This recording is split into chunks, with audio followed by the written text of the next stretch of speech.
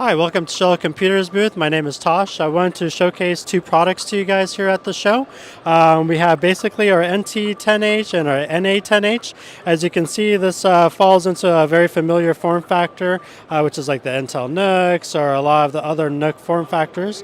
Basically, our PC here runs on two options. You could install it and integrate with an AMD-based processor or an Intel-based processor. Both of these basically provide you a great platform for workstation applications, for digital signage applications, a lot of your meeting room or conference room setups. It's basically, again, a full performance workstation, but in a very small form factor.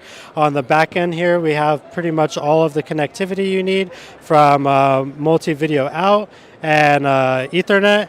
And then you also have on the bottom the mounting capability for VESA mounts. And with this PC, you can also build them in different environments, as far as from i3 all the way up to an i9. And then with the AMD options as well, you can go from Ryzen 5 to a 7 as well with this PC. If you want to learn more about the product, you can check it out at shuttlecomputers.com.